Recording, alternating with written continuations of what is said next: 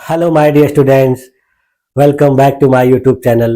मेरे YouTube channel पर आप लोग का बहुत बहुत स्वागत है। डियर स्टूडेंट, आज की क्लास में हम लोग बीए फोर्थ सेमेस्टर के शिक्षा शास्त्र विषय का अध्ययन करेंगे और मैं आप लोगों को इस क्लास में यूनिट 6 का अध्ययन कराऊंगा। यूनिट 6 जो है आपका स्पेशल नीडेड लर्नर नामक टॉपिक से रिलेटेड है। यानी सिलेबस में जब मैंने आप लोग को बताया था तो आप लोगों को ये सारी चीजें मैंने बताई थी कि जो आपका यूनिट 6 है वह विशिष्ट आवश्यकता वाले अधिगमकर्ता या विशिष्ट आवश्यकता वाले शिक्षार्थी से रिलेटेड है। तो इसमें आपको ऐसे शिक्षार्थियों के बारे में पढ़ना है जिनको पढ़ाने के लिए कुछ अलग से तरीकों की जरूरत पड़ती है। उसमें मेनली 3 तरह के विशिष्ट आवश्यकता वाले शिक्षार्थियों के बारे में आपके सिलेबस में दिया गया था, जिसमें दिया गया था दिव्यांग शिक्षार्थियों के लिए, फिर उसके बाद दिया गया था कि मानसिक रूप से जो कमजोर होते हैं यानी मंद बुद्धि बालक होते हैं उनके लिए, और फिर तीसरा दिया गया था जो प्रतिभाशाली बच्चे होते हैं यानी जो गिफ्टेड चाइल्ड होते हैं। तो उन तीनों बच्चों को कैसे पढ़ाया जाए, उसके लिए क्या रणनीतियां अपनाई जानी चाहिए स्कूल के द्वारा, फिर टीचर के द्वारा, क्लास में उनको किस प्रकार की सुविधाएं प्रदान करनी चाहिए कि जिससे उनको सामान्य बच्चों की तरह पढ़ने में कोई दिक्कत न आए। तो चलिए आइए देखते हैं कि ये स्पेशल नीडेड लर्नर क्या होते हैं।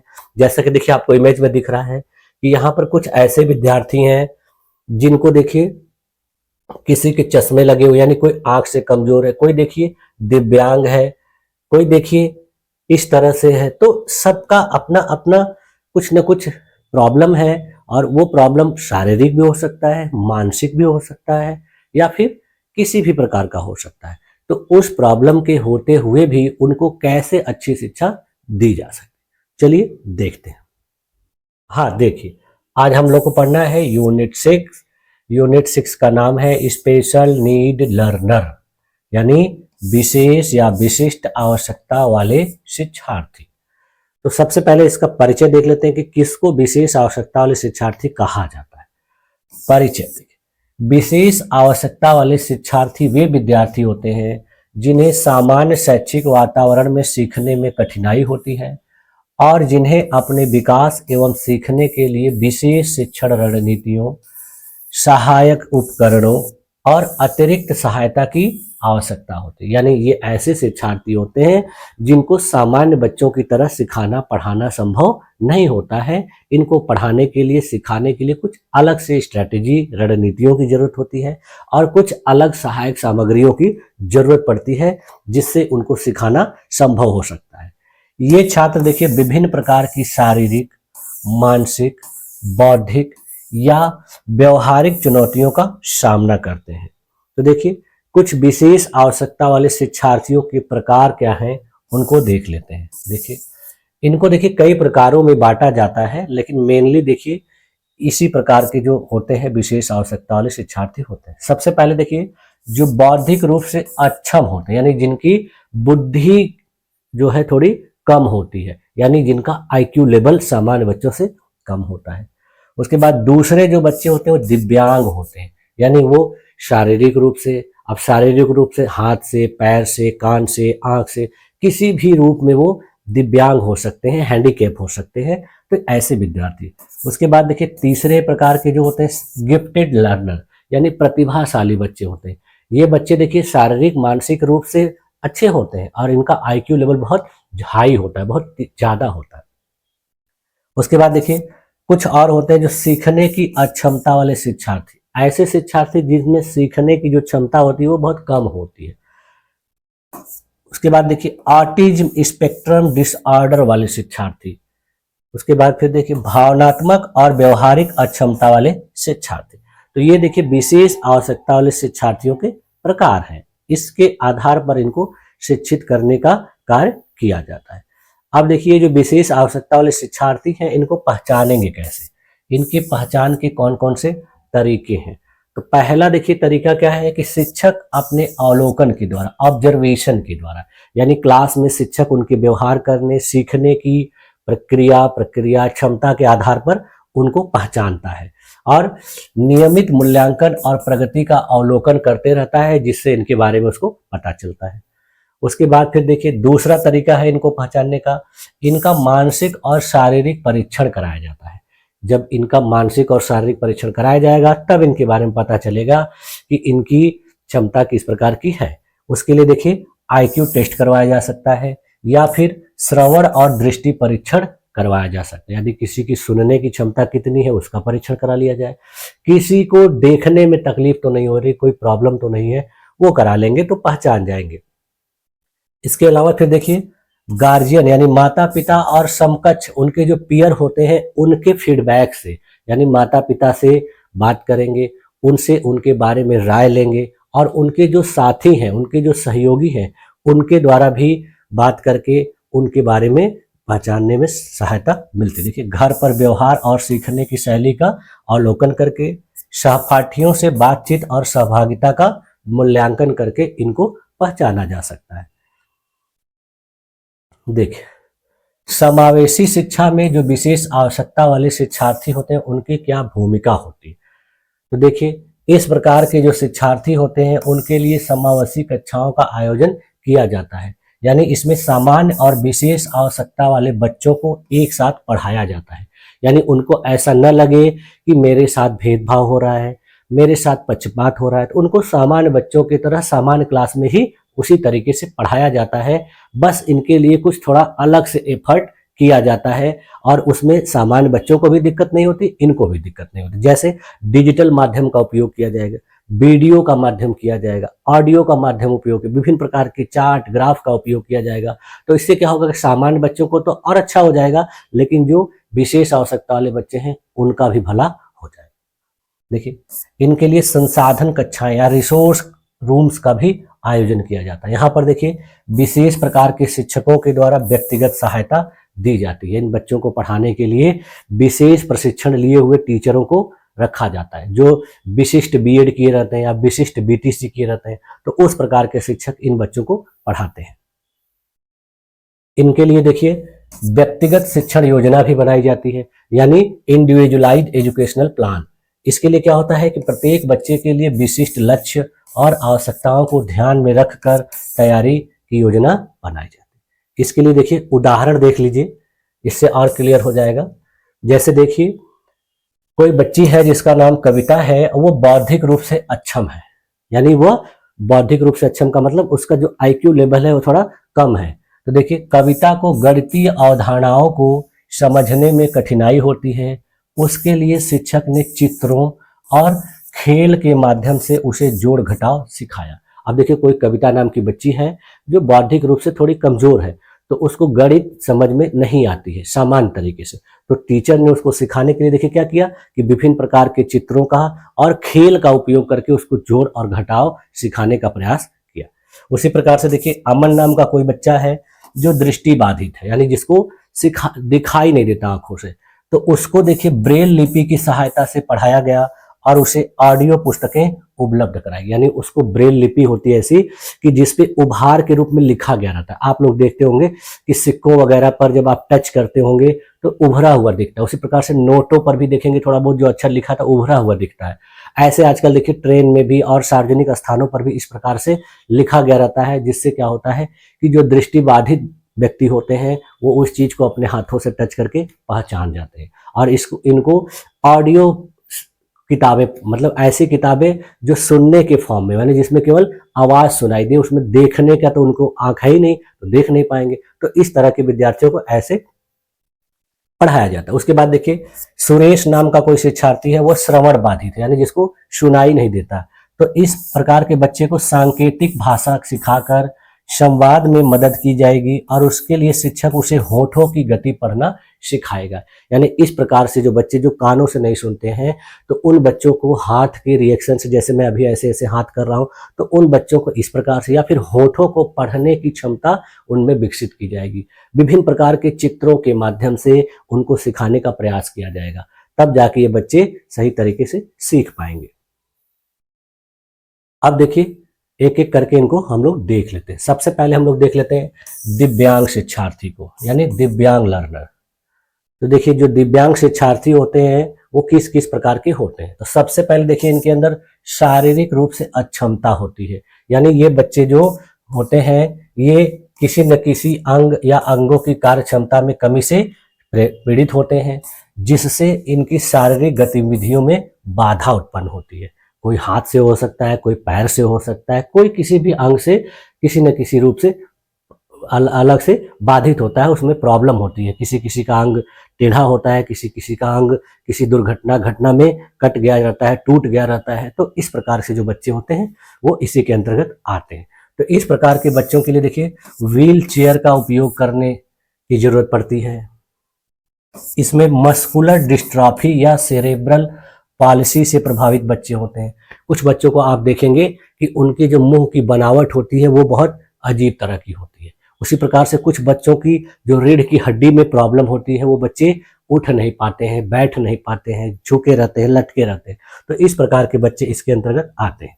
तो इस प्रकार के बच्चों को पढ़ाने के लिए शिक्षण नीति क्या अपनाई जाएगी? उनके लिए देखिए रैंप की व्यवस्था की जाएगी। जैसे आप लोग देखते होंगे कि बहुत सारे स्टेशन पे या हॉस्पिटल में ऐसे रैंप बने रहते हैं जिनमें सीढ़ियां नहीं होती, वो चिकना होता है जिस पर किसी भी गाड़ी या किसी भी चीज को आराम से आप लेके चले जाएंगे। या फिर एलिवेटर लगा होता है जिस पर व्यक्ति खड़ा हो जाता है और फिर इलेक्ट्रॉनिक माध्यम से वो ऊपर चला जाता है, फिर ऊपर से नीचे चला जाता है। आप लोग देखे होंगे बहुत सारे स्टेशन वगैरह पे लगा होता है, बहुत से हॉस्पिटल में या सार्वजनिक स्थानों पर इस तरह की व्यवस्था होती है।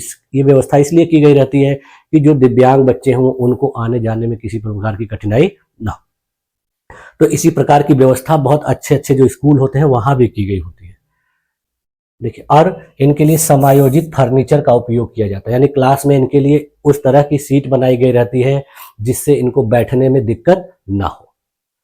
इसके अलावा देखिए इनके लिए सहायक तकनीकों का उपयोग किया जाता है, जैसे कंप्यूटर और स्क्रीन रीडर का उपयोग किया जाता है। कक्षा में समावेशी वातावरण का निर्माण किया जाता है।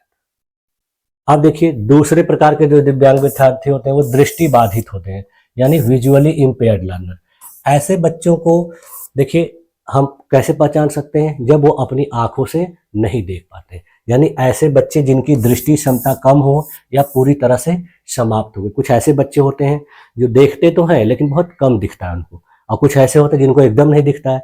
तो इस तरह के बच्चों के उदाहरण देखिए, कुछ ऐसे बच्चे होते हैं जो जन्मजात दृष्टिहीन होते हैं, यानी बचपन से ही वो नहीं देख पाते। या कुछ ऐसे भी बच्चे होते हैं जो आने वाले समय में किसी न किसी प्रॉब्लम की वजह से नहीं देख पाते, किसी बीमारी की वजह से, किसी दुर्घटना की वजह से। तो उनको इस तरह से पढ़ने में बहुत कठिनाई होती है। देखिए पढ़ने में उनको कठिनाई होती है, वो सही से देख नहीं पाते। तो इनके लिए देखिए किस प्रकार की शिक्षण रणनीति का उपयोग किया जाएगा? इनके लिए भी देखिए ब्रेल लिपि का उपयोग किया जाएगा। इनके लिए ऑडियो पुस्तकें और टेक्टाइल सामग्रियों का उपयोग किया जाएगा, जिसमें इनको टच करके या फिर ऐसी चीजों को जिसको स्पर्श करके इनके आकार प्रकार को इनको बताया जाएगा, समझाया जाएगा। इनको ऑडियो के माध्यम से उन सारी चीजों को सुनाया जाएगा। स्पर्श और श्रवण आधारित शिक्षण तकनीकों का इसमें समावेश किया जाएगा। उसके बाद फिर देखिए जो तीसरे प्रकार के हैं वो श्रवण बाधित शिक्षार्थी होते हैं, यानी हियरिंग इम्पेयर्ड लर्नर। ऐसे बच्चे जो पूरी तरह या आंशिक रूप से सुनने में असमर्थ होते हैं, यानी उनको पूरी तरह से नहीं सुनाई देता है या सुनाई भी देता है बहुत थोड़ा थोड़ा। तो इसके उदाहरण में देखिए ऐसे बच्चे जो बधिर बच्चे होते हैं, यानी जिनको बहरा कहा जाता है। तो इनको देखिए सांकेतिक भाषा यानी साइन लैंग्वेज की आवश्यकता होती है, और उनको सांकेतिक भाषा के माध्यम से ही पढ़ाया जाता है, सिखाया जाता है। कुछ ऐसे बच्चे होते हैं जिनको कम सुनाई देता है, तो देखिए उनको हियरिंग एड की जरूरत पड़ती है। आप लोग देखे होते हैं कि बहुत से लोग कान में एक छोटा सा यंत्र लगाए रहते हैं, जिससे क्या होता है कि उनको कम सुनाई जब देता है तो लगा लेते हैं तो उनको ज्यादा सुनाई देने लगता है, मतलब अच्छे से सुनाई देता है। तो ऐसे लोगों के लिए हियरिंग एड्स आते हैं। लेकिन जो एकदम बिल्कुल नहीं सुनता है तो फिर उसको नहीं सुनाया जाए, उसके लिए फिर सांकेतिक भाषा में ही बात करना होगा। ऐसे बच्चों के लिए देखिए शिक्षण रणनीति क्या अपनाई जाएगी? उनके लिए सांकेतिक भाषा और चित्रों का उपयोग किया जाएगा। विभिन्न प्रकार के रंगीन चित्रों का उपयोग करके और उनको सांकेतिक भाषा के माध्यम से, होठों के माध्यम से, हाथों की एक्टिविटी के माध्यम से पढ़ाया जाएगा। उनमें देखिए होठों की गति पढ़ने का प्रशिक्षण दिया जाएगा। उनको टेक्स्ट टू स्पीच तकनीक का उपयोग करके पढ़ाया जाएगा, यानी अक्षर लिखा रहेगा और उनको इशारों के माध्यम से, संकेतों के माध्यम से वो चीजें बताई जाएंगी। अब देखिए अगले जो अच्छा विशिष्ट विद्यार्थी हैं वो देखिए सीखने की अक्षमता वाले शिक्षार्थी होते हैं, यानी लर्निंग डिसेबल्ड लर्नर। ऐसे शिक्षार्थी जो किसी चीज को सीखने में बहुत देर से सीखते हैं, तो इस प्रकार के शिक्षार्थी आंख से देखते भी हैं, सुनते भी हैं और इनका हाथ पैर भी सही सलामत होता है, लेकिन फिर भी ये किसी चीज को जल्दी सीखते नहीं हैं, उनको सीखने में बहुत देरी होती है। तो देखिए, ऐसे बच्चे जिनकी बौद्धिक क्षमता सामान्य होती है लेकिन पढ़ने, लिखने और गणित या भाषा कौशल में उनको कठिनाई का सामना करना पड़ता है, यानी कि इनका सब कुछ सामान्य होता है लेकिन फिर भी कुछ प्रॉब्लम होती है जिससे इनको लिखने में समस्या होती है, किसी चीज को पढ़ने में समस्या होती है, अच्छी राइटिंग नहीं लिख पाते हैं और गणित के सवाल को हल नहीं कर पाते। तो इस प्रकार के बच्चों को देखिए किस नाम से जाना जाता है, उनमें इस तरह की समस्याएं होती है जिनको देखिए अलग अलग नामों से पुकारा जाता है। जैसे देखिए डिसलेक्सिया से संबंधित ऐसे बच्चे जो पढ़ने और लिखने में कठिनाई महसूस करते हैं तो उन बच्चों को कहा जाता है कि वो डिसलेक्सिया नामक अक्षमता से पीड़ित है। उसी प्रकार से देखिए कुछ और बच्चे होते हैं जिनको डिस्कैलकुलिया नामक अक्षमता से पीड़ित बताया जाता है। इस प्रकार के जो बच्चे होते हैं उनको गणितीय अवधारणाओं को समझने में बहुत कठिनाई होती है, यानी वो गणित से दूरी बनाते हैं, मैथ उनको अच्छा नहीं लगता है और उसको जल्दी हल नहीं कर पाते। और तीसरे प्रकार के जो इस से हैं इनको डिस्ग्राफिया नामक अक्षमता से पीड़ित बताया जाता है। इस प्रकार के जो बच्चे होते हैं उनकी लिखावट और वर्तनी बहुत सही नहीं होती, यानी वो कुछ लिखते हैं तो भी सही नहीं लिखते हैं और कुछ बोलते भी हैं तो सही से बोल नहीं पाते हैं, यानी उल्टा सीधा वाक्य बोलते हैं। तो इस तरह के बच्चों को जो है कैसे कहा जाता है, सीखने की अक्षमता वाले शिक्षार्थी। तो इस प्रकार के बच्चों के लिए देखिए शिक्षण रणनीति कौन सी अपनाई जाएगी, उनके लिए देखिए मल्टी सेंसरी शिक्षण विधियां अपनाई जाएंगी, यानी विभिन्न प्रकार की गतिविधियों को आयोजित करके उनको पढ़ाना लिखाना सिखाया जाएगा। उनको देखिए धीरे धीरे और बार बार किसी चीज को बताना होगा, आराम से उनको कई बार चीजें करानी पड़ेंगी। उनके लिए कुछ सहायक सॉफ्टवेयर और एप्स का उपयोग किया जाएगा, यानी बहुत से ऐसे स्कूल कॉलेज होते हैं जहां डिजिटल माध्यम से उनके लिए कंप्यूटर, डिजिटल बोर्ड का उपयोग करके उनके लिए कुछ विशेष प्रकार के सॉफ्टवेयर और एप्स का इस्तेमाल किया जाएगा, जिससे उनको चीजों को एकदम सरल तरीके से समझाया जाएगा, जिससे वो उस चीज को करना सीख जाए। अब देखिए अगले जो हैं वो ऑटिज्म स्पेक्ट्रम डिसऑर्डर वाले शिक्षार्थी होते हैं, जिनको देखिए शॉर्टकट में ASD के नाम से जाना जाता है। इस प्रकार के अक्षम जो शिक्षार्थी होते हैं देखिए उनको न्यूरो डेवलपमेंट डिसऑर्डर के नाम से जाना जाता है, जिसमें उनको सामाजिक संपर्क, भाषा और व्यवहार में कठिनाई होती है, यानी ये लोगों से जल्दी जुड़ नहीं पाते हैं या ये भाषा का उपयोग सही तरीके से नहीं कर पाते हैं या ये लोगों से व्यवहार सही से नहीं करते हैं, ये लोगों से कटे कटे रहते हैं, दूरी बनाते हैं। तो इस तरह के जो होते हैं उनको ऑटिज्म स्पेक्ट्रम डिसऑर्डर वाले शिक्षार्थी कहा जाता है। इसके उदाहरण देखिए, ऐसे बच्चे जो बार बार समान गतिविधियां करते हैं, इस प्रकार के जो बच्चे होते हैं कि एक ही तरह की हरकत बार बार करते हैं, उनको कितना भी समझाया जाए, कितना भी बताया जाए, वो फिर भी उसी तरीके से करते हैं। ऐसे बच्चों देखिए आंखों में संपर्क स्थापित करने या सामाजिक संकेत समझने में कठिनाई होती है, यानी ये बच्चे जो होते हैं किसी से बात करते समय आई टू आई कांटेक्ट नहीं बना पाते, हिचकिचाते हैं। तो इस तरह के बच्चों को किसी भी प्रकार का सामाजिक संकेत भी समझने में समस्या होती है। किसी चीज को देख रहे हैं समाज में, उनको संकेत मिल रहा है लेकिन फिर भी वो उससे कुछ भी सबक नहीं लेते हैं, कुछ भी नहीं सीखते हैं। तो ऐसे बच्चों को पढ़ाने के लिए देखिए शिक्षण रणनीति क्या अपनानी होगी, उनके लिए देखिए संरचित यानी स्ट्रक्चर्ड और पूर्वान्वयी दिनचर्या का उपयोग करना पड़ेगा। उनके लिए विजुअल शेड्यूल और पिक्चर कार्ड्स का उपयोग किया जाएगा, यानी उनको कोई चीज दिखाकर और विभिन्न प्रकार के चित्रात्मक गतिविधियों के माध्यम से सिखाया जाएगा। उनके अंदर देखिए सामाजिक कौशल विकसित करने के लिए विशेष प्रकार का प्रशिक्षण दिया जाएगा, यानी उनको ऐसा प्रशिक्षण दिया जाए कि वो सामाजिक कौशल डेवलप हो, लोगों से जुड़े, लोगों से अच्छे तरीके से बात करें, लोगों से संपर्क रखें, तब जाके वो इस समस्या से दूर होंगे और अच्छे तरीके से सीख पाएंगे। उसके बाद देखिए अगले प्रकार के जो हैं वो हैं भावनात्मक और व्यवहारिक अक्षमता वाले शिक्षार्थी, यानी emotional and behavioural disorder learner. ऐसे बच्चे देखिए जिनके व्यवहार और भावनाओं में असामान्य बदलाव होते हैं और जो उनकी शिक्षा और सामाजिक सहभागिता को प्रभावित करते हैं। ऐसे बच्चों को देखिए ADHD के नाम से भी जाना जाता है, यानी attention deficit hyper activity disorder वाली बच्चे जो होते हैं वो इसी प्रकार के बच्चे होते हैं। इन बच्चों में देखिए ध्यान केंद्रित करने में कठिनाई होती है, यानी किसी चीज पर कॉन्सेंट्रेट नहीं कर पाते हैं, इनको समस्या होती है। इनको देखिए व्यवहारिक समस्याओं वाले बच्चे जो कक्षा में अनुशासनहीनता दिखाते हैं, इस प्रकार के बच्चे जो होते हैं क्लास में देखिए अनुशासनहीनता दिखाते हैं, टीचर पढ़ाते रहते हैं फिर भी ये बच्चे ध्यान नहीं देते हैं, उल्टी सीधी हरकतें करते रहते हैं। तो इन बच्चों को पढ़ाने के लिए देखिए शिक्षण रणनीति क्या अपनाई जाएगी, इन बच्चों के साथ देखिए सकारात्मक व्यवहार और समर्थन किया जाएगा, यानी इनको ऐसे तरीके से पढ़ाया जाए जिससे ये इंटरेस्ट लेने लगे, यानी इनको उतने रुचिकर तरीके से क्लास में बढ़ाना होगा, चीजों को प्रस्तुत करना होगा कि जैसे इनका ध्यान उस पर आकर्षित हो जाए। इनको देखिए आत्मनियंत्रण और आत्म साक्षात्कार की रणनीतियां अपनाकर इनको पढ़ाना होगा, यानी इनको सिखाना होगा कि अपने ऊपर कैसे नियंत्रण रखा जाए और अपने आप को कैसे प्रस्तुत किया जाए, ये बातें उनके अंदर डेवलप। इनको देखिए परामर्श और मनोवैज्ञानिक समर्थन भी प्रदान किया जाएगा, तब जाके ये क्लास में इंटरेस्ट लेंगे और चीजों को अच्छी तरीके से सीखेंगे। अब देखिए अगले प्रकार के जो शिक्षार्थी हैं ये मानसिक रूप से मंदित शिक्षार्थी होते हैं, यानी मेंटली रिटार्डेड लर्नर। इस प्रकार के जो शिक्षार्थी होते हैं देखिए वो मानसिक मंदता से ग्रसित होते हैं, यानी इन्हें अब बौद्धिक अक्षमता इंटेलेक्चुअल डिसेबिलिटी के नाम से भी जाना जाता है। यह एक ऐसी स्थिति होती है जिसमें व्यक्ति का बौद्धिक विकास सामान्य से धीमा होता है और उसे रोजमर्रा की गतिविधियों में कठिनाई का सामना करना पड़ता है। यानी ये ऐसे विद्यार्थी होते हैं जो देखने में सब कुछ सही लगते हैं लेकिन इनका आईक्यू लेवल जो है कम होता है। ये बच्चे सीखने में, तर्क करने में, समस्या का समाधान करने में और अनुकूलन कौशल यानी एडेप्टिव स्किल में सामान्य बच्चों से पीछे रह जाते हैं।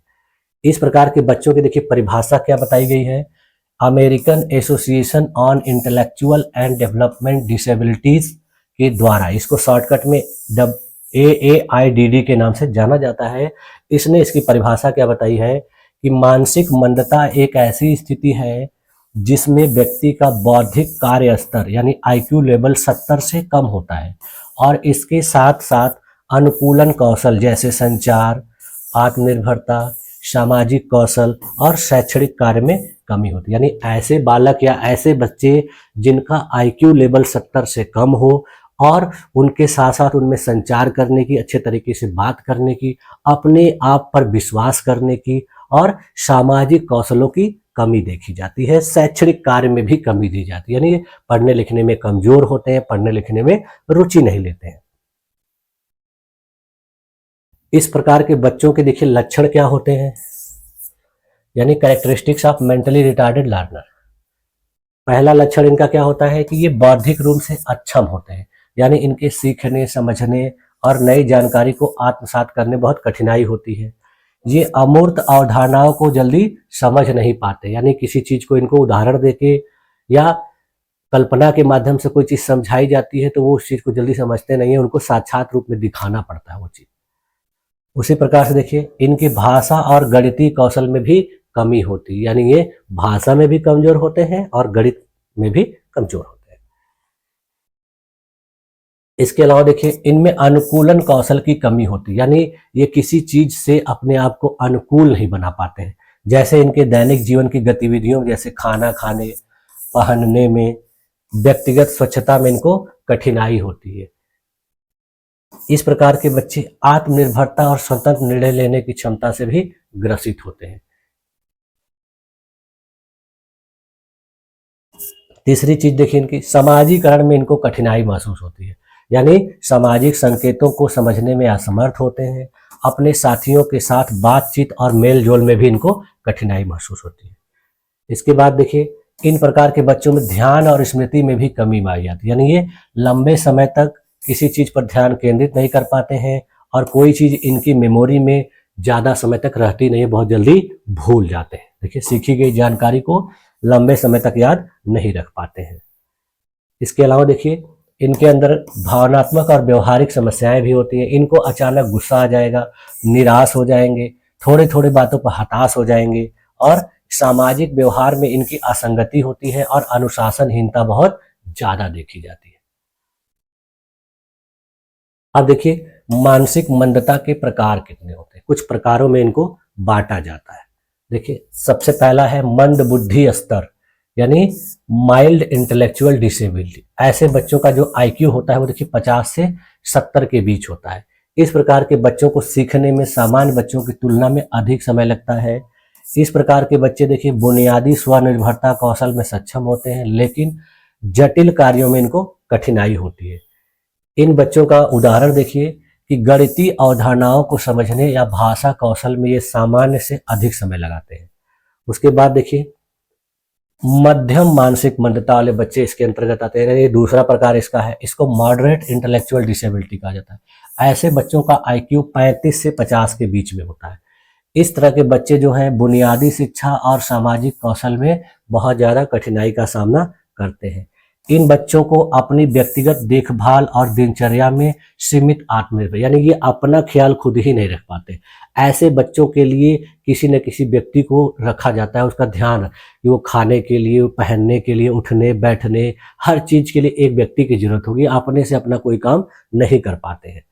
उदाहरण के लिए देखिए व्यक्तिगत स्वच्छता या पैसे का हिसाब रखना मुश्किल, यानी ये अपने आप को स्वच्छ भी नहीं रह सकते हैं। पानी पीना, हाथ धोना, ये सब इनको ख्याल ही नहीं रहता है, जैसे तैसे रहते हैं। तीसरा प्रकार है गंभीर मानसिक मंदता, यानी सीवियर इंटेलेक्चुअल डिसेबिलिटी। इन बच्चों का देखिए आईक्यू लेवल जो होता है 20 से लेकर 35 के बीच में होता है। इस प्रकार के बच्चे देखिए संचार और स्वायत्तता में बहुत ज्यादा कठिनाई महसूस करते हैं, यानी ये किसी से बात ही नहीं कर पाते हैं और खुद स्वायत्त नहीं होते हैं, सही से चल नहीं पाते हैं, सही से कुछ कर नहीं पाते, एकदम इंडिपेंडेंट होते हैं, किसी दूसरे के ऊपर पूरी तरह से डिपेंड होते हैं।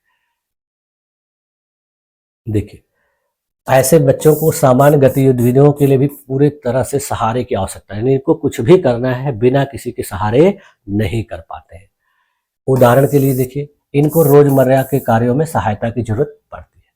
उसके बाद देखिए गंभीरतम मानसिक मंदता वाले बच्चे होते हैं चौथे प्रकार के, इनको प्रोफाउंड इंटेलेक्चुअल डिसेबिलिटी के नाम से जाना जाता है। इनका जो आईक्यू होता है वो देखिए 20 से कम होता है, यानी ये बच्चे पूरी तरह से बुनियादी कार्यों में असहाय होते हैं, ये बिना किसी सहारे के कुछ भी नहीं कर पाते। इनके अंदर संचार और शारीरिक गतिविधियों में अत्यंत सीमित क्षमता होती है, और इसका उदाहरण कि ये शारीरिक और मानसिक देखभाल की पूरी इनकी जो चीजें होती है एकदम खराब होती है, पूरी तरह से दूसरे के बच्चे मतलब अपने से कुछ भी नहीं कहा जा कर सकते हैं, एकदम एक ही जगह पड़े रहते हैं। देखिए इस तरह से बुद्धि लब्धि का एक वितरण का चार्ट है, उसको आप देख लीजिए। इसको देखने से आपको एकदम क्लियर रहेगा। देखिए इधर देखिए बुद्धि लब्धि दिया हुआ है, यहाँ प्रतिशत दिया है, यानी कितने प्रतिशत बच्चे इस बुद्धि लब्धि वाले होते हैं, और इनका वर्ग, इनको किन नाम से पुकारा जाता है। तो देखिए ऐसे बच्चे जिनकी आईक्यू या बुद्धि लब्धि 130 से अधिक होती है उनका प्रतिशत 2% होता है, यानी 2% बच्चे ही पूरे वर्ल्ड में 130 से अधिक आईक्यू वाले होते हैं। इस प्रकार के बच्चों को प्रतिभाशाली बच्चे कहा जाता है, गिफ्टेड चाइल्ड कहा जाता है। जिन बच्चों की बुद्धि लब्धि आईक्यू देखिए 121 से 130 होती है, ऐसे बच्चे 7% होते हैं, इनको प्रखर बुद्धि यानी सुपीरियर चाइल्ड कहा जाता है। उसी प्रकार से देखिए जिन बच्चों की आईक्यू 111 से 120 होता है उन बच्चों का प्रतिशत 16% होता है, और इन बच्चों को तीव्र बुद्धि यानी एबव एवरेज कहा जाता है। 91 से 110 की आईक्यू वाले बच्चे जो है 50% होते हैं, यानी ज्यादातर बच्चे इसी के अंतर्गत आते हैं, और इस प्रकार के बच्चों को सामान्य बुद्धि यानी 50% यही होते हैं। उसके बाद देखिए 81 से लेकर 90 वाले 16% होते हैं, और इनको मंद बुद्धि यानी फीबल माइंडेड कहा जाता है। 71 से 80 वालों को इनका परसेंट 7% होता है, इनको अल्प बुद्धि यानी डल कहा जाता है। और जिनकी बुद्धि लब्धि 70 से यानी 71 से कम होती है, इनका भी परसेंटेज देखिए 2% होता है, और इनको जड़ बुद्धि यानी इडियट, इम्बेसिलाइल और मोरन के नाम से जाना जाता है। देखिए ये एक ग्राफ है, जैसे देखिए जो सबसे जड़ बुद्धि वाले बच्चे होते हैं उनका प्रतिशत देखिए 2 है, यानी ये बहुत कम मात्रा में होते हैं। फिर देखिए ये ग्राफ धीरे धीरे ऊपर जाता है, और देखिए ये परसेंटेज ऐसे बढ़ते बढ़ते जाएगा। फिर यहाँ पर देखिए 90 के पास ये एकाएक ऊपर जाएगा, फिर उसके बाद देखिए यहाँ डाउन हो जाएगा, और फिर यहाँ 110 हो जाएगा। यानी इसी के बीच में यानी 90 से 110 के बीच में ज्यादातर बच्चे आते हैं, ज्यादातर लोग आते हैं, और इनकी संख्या 50% होती है।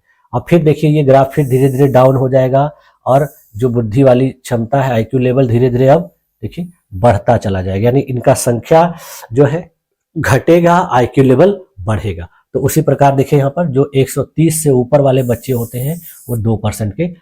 तो इसको देखिए आप लोग ग्राफ के रूप में भी ऐसे प्रदर्शित करेंगे। अगर एग्जाम में आप इस प्रकार प्रदर्शित करेंगे तो आपको बहुत अच्छा मार्क्स मिलेगा। और ये देखिए समझने में बहुत आसान है कि 90 से 110 के बीच के जो बच्चे होते हैं वो 50% यानी सामान्य बुद्धि वाले होते हैं। पूरी दुनिया में इसी तरह से बच्चे पाए जाते हैं। ठीक है, अब देखिए मानसिक मंदता का कारण क्या होता है, यानी ये बच्चे मानसिक रूप से मंद किस वजह से होते हैं। तो पहला कारण क्या है, देखिए आनुवांशिक कारक होता है, यानी माता पिता या अपने पूर्वजों के लक्षण की वजह से ऐसा होता है। उसके बाद फिर देखिए दूसरा वजह क्या है, गर्भावस्था के द्वारा समस्याएं, यानी जब बच्चे गर्भ में होते हैं तो उस समय उनकी माँ को कोई प्रॉब्लम हो गई या माँ कुपोषण की शिकार है या नशीली वस्तुओं का सेवन कर रही है, शराब का सेवन कर रही है, तो उसके वजह से भी हो जाती है। या फिर प्रसव के दौरान अगर ऑक्सीजन की कमी हो गई तो भी इस प्रकार की समस्या हो सकती है। उसके बाद फिर देखिए कुछ बच्चों में जन्म के बाद भी समस्या हो सकती है, वो किसी संक्रमण से ग्रसित हो गए या उनके मस्तिष्क में किसी भी प्रकार की चोट लग गई, कोई दिक्कत हो गई, या फिर वो कुपोषण के शिकार, को अच्छा तरह से भोजन नहीं मिला, उनका पोषण सही तरीके से नहीं हुआ, या फिर उनको मेनिंजाइटिस नामक बीमारी हो गई या उनको इंसेफ्लाइटिस हो गई। तो ऐसी बीमारियों की वजह से भी उनके अंदर मानसिक मंदता की लक्षण आ जाते हैं।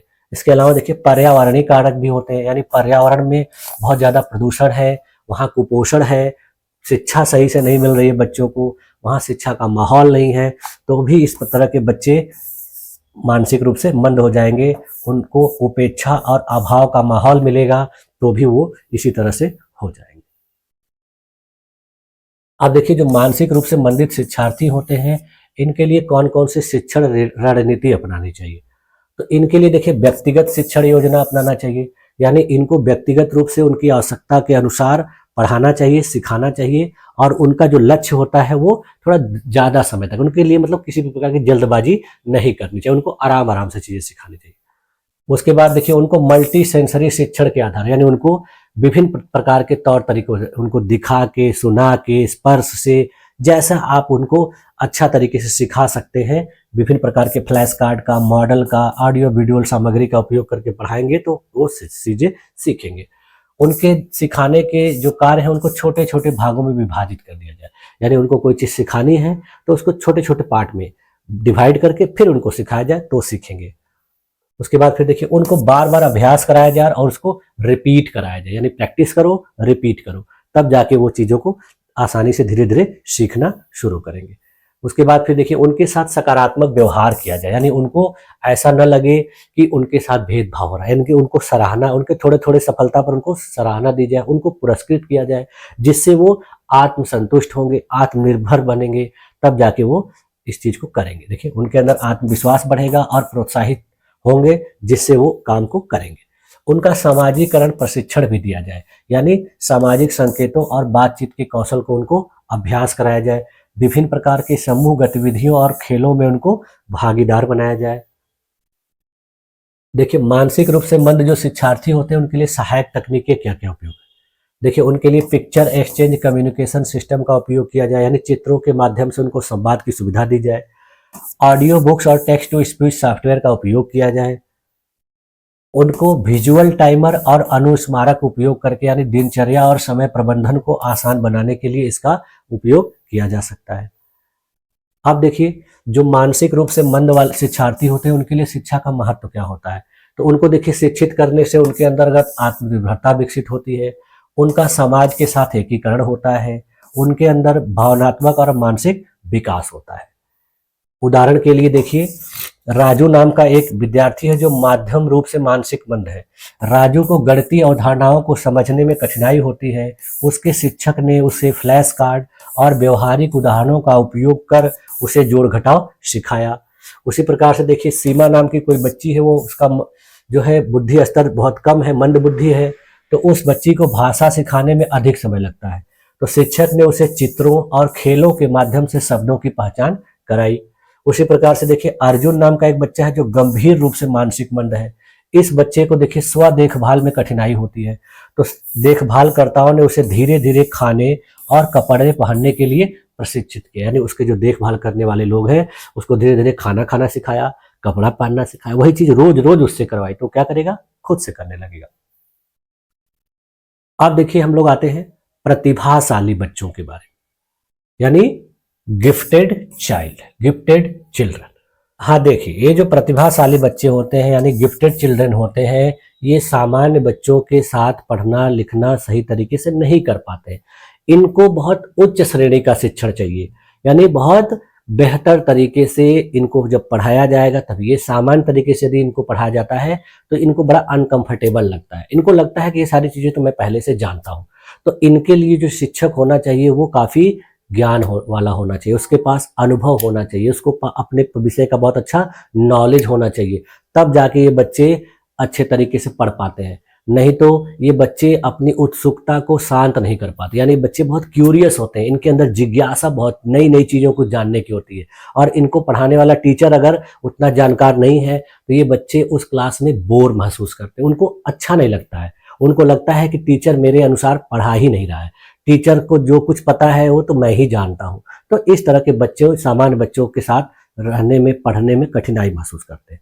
देखिए, ये बच्चे जो होते हैं प्रतिभाशाली बच्चे, वे बच्चे होते हैं जो सामान्य बच्चों की तुलना में बौद्धिक रूप से, रचनात्मक रूप से, कलात्मक रूप से और नेतृत्व क्षमता या किसी विशेष क्षेत्र में असाधारण प्रदर्शन करते हैं। यानी ये सामान्य बच्चों से एक्स्ट्रा एफर्ट करते हैं, एक्स्ट्रा परफॉर्मेंस करते हैं।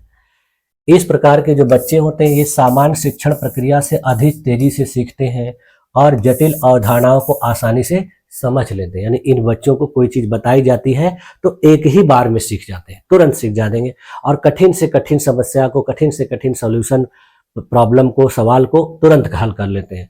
तो इस तरह के बच्चों को पढ़ाने के लिए आपके पास अच्छा वातावरण होना चाहिए, अच्छा नॉलेज होना चाहिए। देखिए, हालांकि इन बच्चों की विशेष क्षमताओं के कारण इन्हें भी विशेष शिक्षण विधियों, समर्पित ध्यान और उपयुक्त शिक्षण वातावरण की आवश्यकता होती है। ये भले से बहुत सुपीरियर होते हैं, बहुत बुद्धिमान होते हैं, लेकिन फिर भी इनको विशेष आवश्यकता पड़ती है। क्यों पड़ेगी?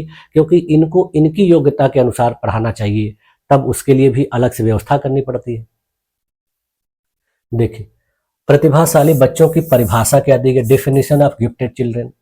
देखिए, मॉलैंड रिपोर्ट 1972 के अनुसार देखिए इनको कैसे परिभाषित किया गया है कि प्रतिभाशाली बच्चे वे होते हैं जो किसी भी क्षेत्र में सामान्य से अधिक क्षमता दिखाते हैं और उन्हें ऐसे कार्यक्रमों की आवश्यकता होती है जो उनकी विशेष क्षमताओं के विकास में सहायता करे। यानी ये किसी भी क्षेत्र में असाधारण प्रदर्शन दिखाते हैं और उनको ऐसे कार्यक्रमों में विशेष क्षमता के विकास में सहायता दी जानी चाहिए। उसके बाद देखिए, राष्ट्रीय प्रतिभा अनुसंधान केंद्र के द्वारा क्या किया गया है, यानी इसको शॉर्टकट में NRCGT के नाम से जाना जाता है।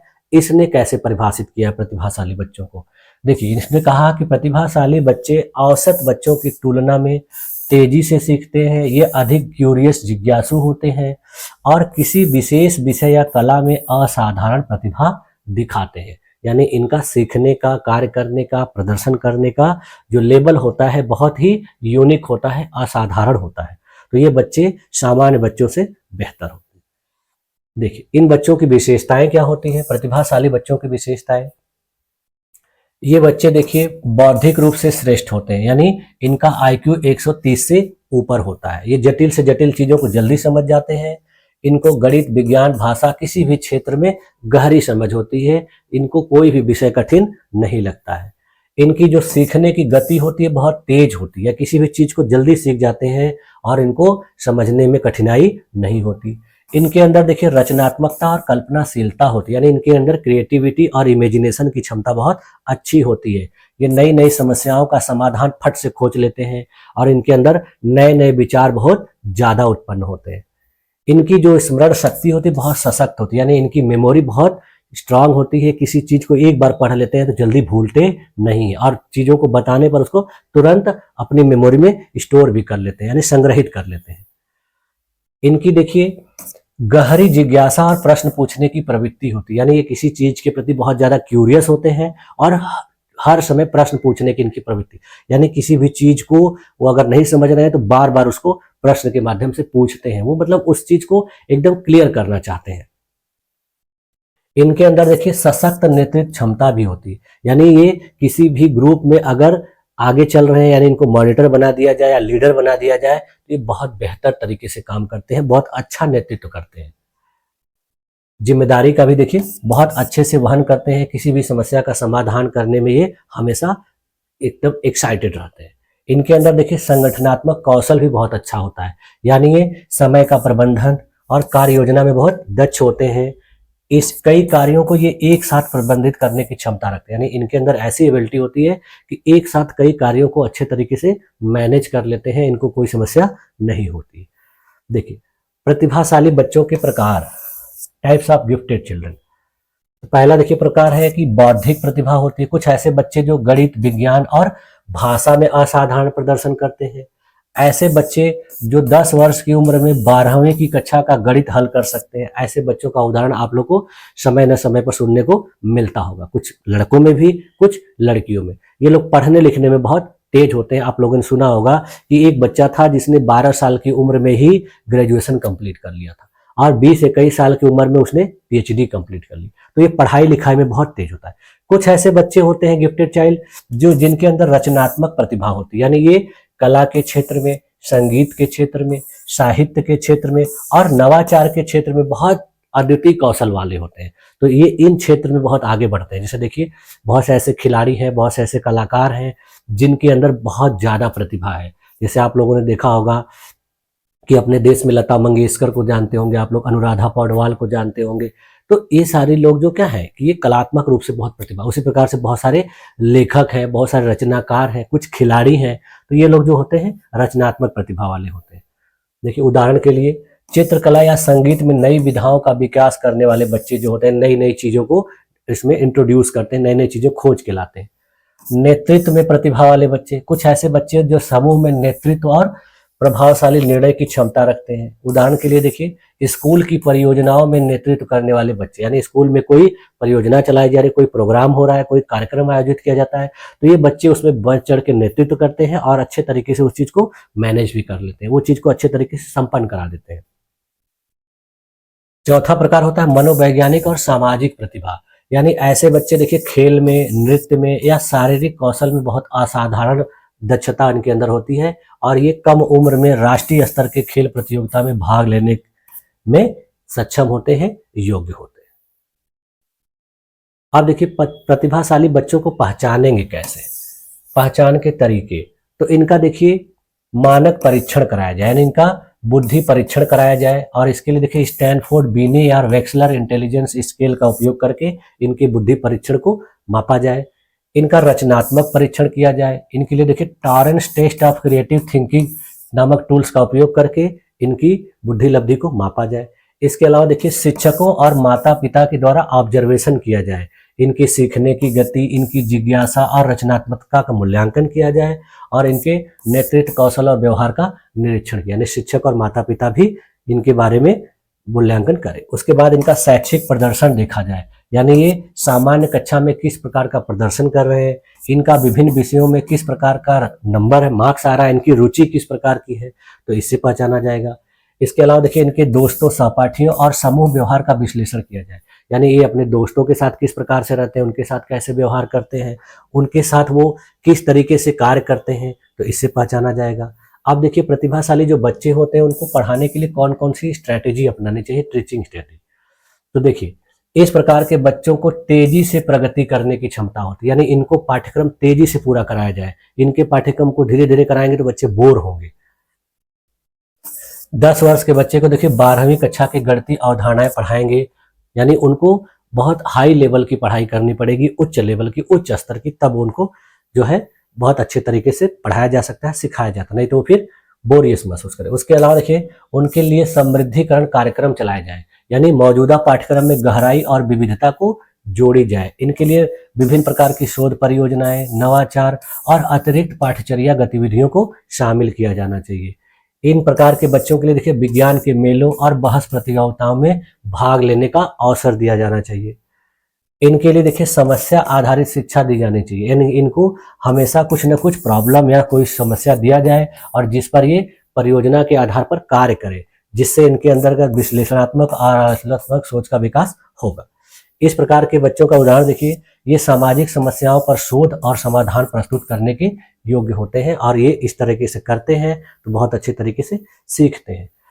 फिर इसके प्रकार के बच्चों के देखिए स्वतंत्र रूप से अध्ययन करने और अनुसंधान करने की उनको छूट दी जानी चाहिए। यानी ये बच्चे अपने रुचि के क्षेत्रों में शोध करें, नई नई चीज़ों को खोजें और पुस्तकालय, ऑनलाइन संसाधन और व्याख्यानों का उपयोग करने को इनको मौका दिया जाना चाहिए। इन पर किसी भी प्रकार की पाबंदी नहीं लगानी चाहिए। उदाहरण के लिए देखिए, किसी वैज्ञानिक सिद्धांत पर स्वतंत्र परियोजना करना, यानी किसी बच्चे को कोई वैज्ञानिक सिद्धांत है, कोई थ्योरी है, उस पर खुद से कैसे प्रोजेक्ट तैयार करे, ऐसा उसको मौका दिया जाना चाहिए।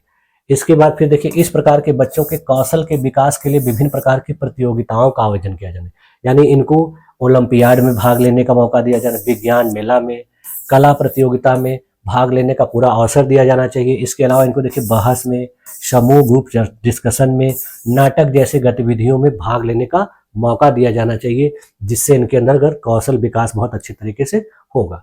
इसके अलावा फिर देखिए, इनके मल्टी लेवल ग्रुपिंग, यानी विभिन्न क्षमताओं वाले बच्चों के साथ इनको रखना चाहिए। यानी जो बच्चे विभिन्न प्रकार की क्षमताओं से होते हैं योग्य, उनको इनके साथ रखेंगे तो वो बच्चे भी समान क्षमताओं वाले बच्चों के आधार पर विशिष्ट गतिविधियों में शामिल होकर उसी तरीके से चीजें सीखेंगे। अब देखिए, प्रतिभाशाली जो बच्चे होते हैं उनकी शिक्षा में आने वाली क्या क्या चुनौतियां होती हैं।